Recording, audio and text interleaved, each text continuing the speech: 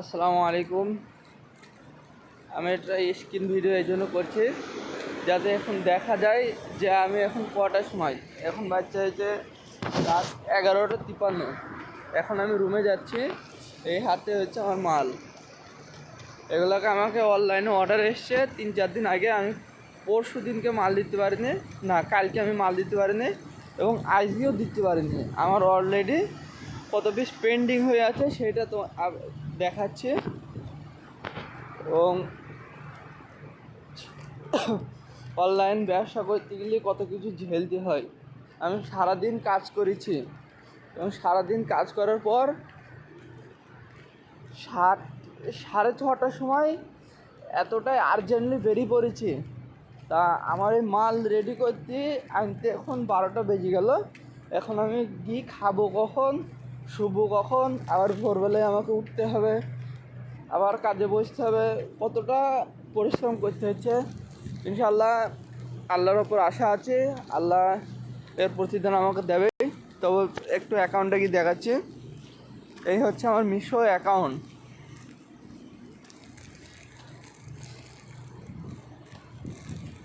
এখন আমার 4-5 পিস করে অর্ডার আসছে। আজকেও 5 পিস অর্ডার এসেছিলো।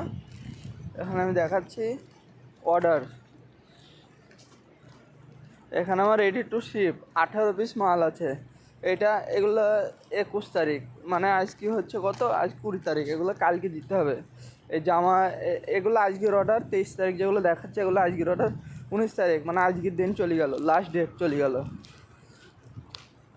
তারপরে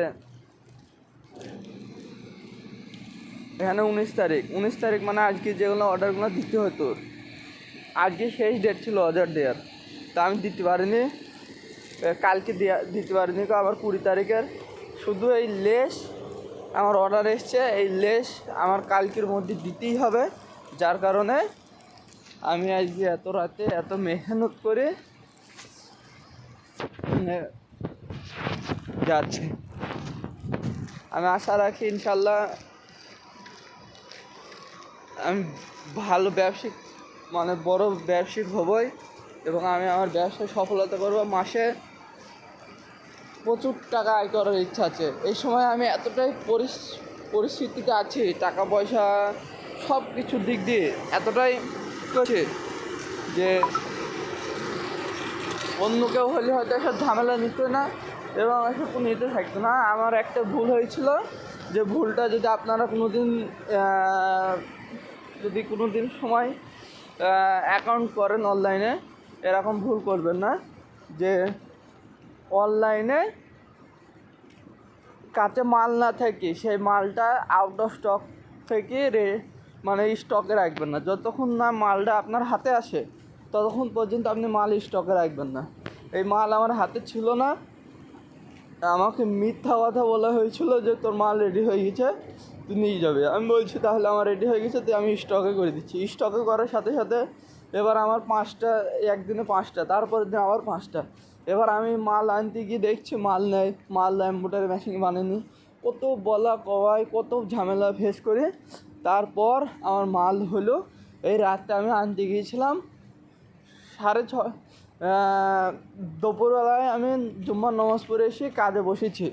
তা এতটা স্পিডে কাজ করেছি তাড়াহুড়োর মধ্যে যে মাগরিবের নামাজটা পড়ি সাথে সাথে কোনো রকম করে মালটা মেরে দিয়ে 6:30টার সময় বেরিয়ে পড়েছি।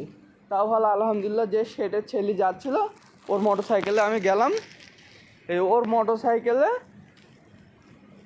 আধা ঘন্টার মধ্যে আমি চলে গিয়েছিলাম। আর আমি অনেক দূরে থেকে আসছি এবং ওখান থেকে অটোতে আসলাম।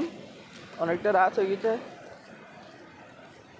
এখন এরকম পরিস্থিতি, এই কারণে আমি দেখাতে চাচ্ছি যে কিছু করতে গেলে একটু সমস্যা আসবে, কিন্তু এটাকে মেনে চলতে হবে।